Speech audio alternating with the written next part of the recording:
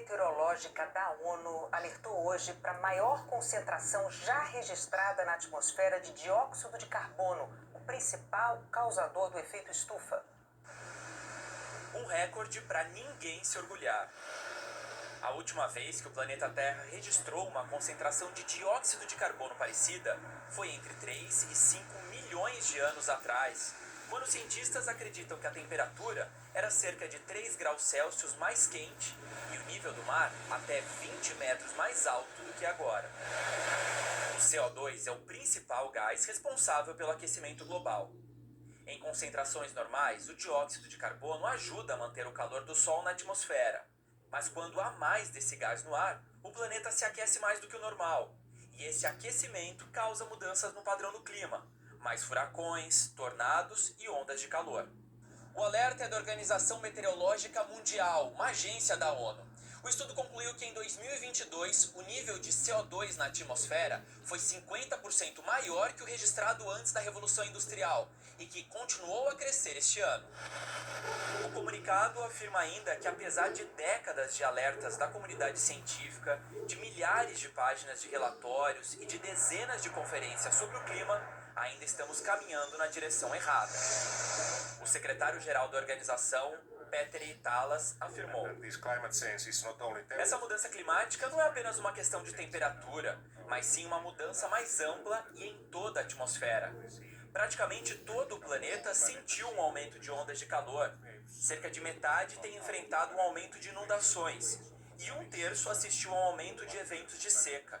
E esta tendência negativa vai continuar até 2060.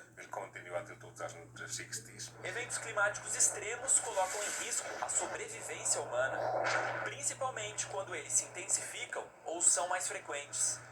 Um outro estudo, divulgado pela revista científica The Lancet, prevê que as mortes por calor extremo devem aumentar quase 5 vezes até 2050. O estudo envolveu mais de 100 pesquisadores e combinou dados de agências da ONU com 52 centros de pesquisa. Com essas informações, cientistas alertam que ao longo dos próximos anos, as secas também devem aumentar, deixando milhões de pessoas sob risco de morrer de fome e facilitando. Pois é, então está aí uma prova em conteste que as mudanças climáticas são permanentes e não tem a idade contemporânea, não só na idade contemporânea, mas há milhões de milhares de séculos, milênios atrás. Existia era glacial, era de mini gelo, de aquecimento global, antes de existir a humanidade, muito antes. Então eu vejo que tudo isso decorre mais da questão dos fenômenos naturais do que ações antrópicas. As ações antrópicas foi a partir da Revolução Industrial no século XVIII.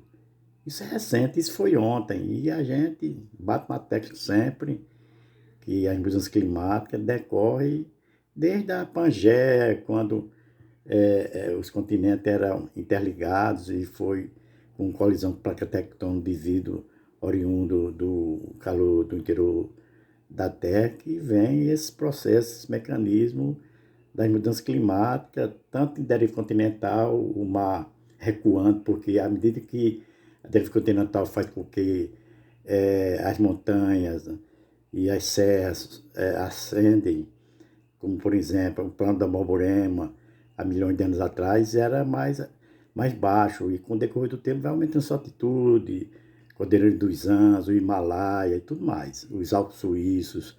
Então, dentro disso, vamos entender através de um trabalho meu, científico, que a gente vem mencionar tudo isso, como são as formações, as causas dos fenômenos meteorológicos. Assistimos. Eu vou fazer uma síntese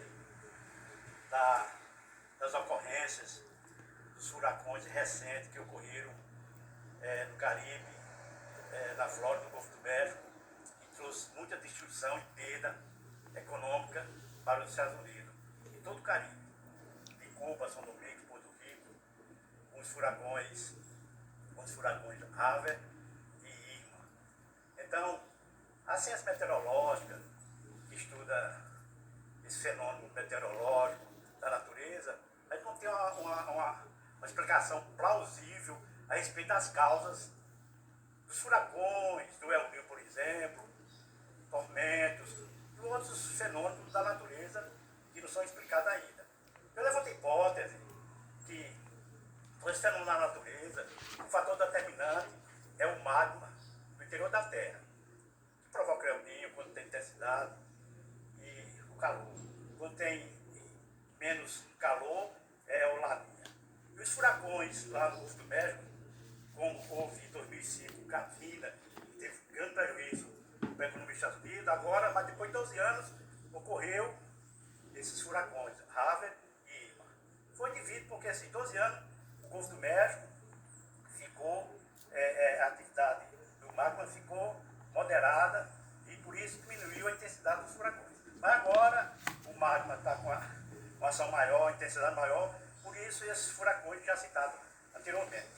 Uma prova de tudo isso, a gente tem justamente o Triângulo das Bermudas, e como também uma civilização antes de Cristo, da civilização há 8.000 anos antes de Cristo, que é a Atlântida, que foi afundada devido à colisão de placas tectônicas.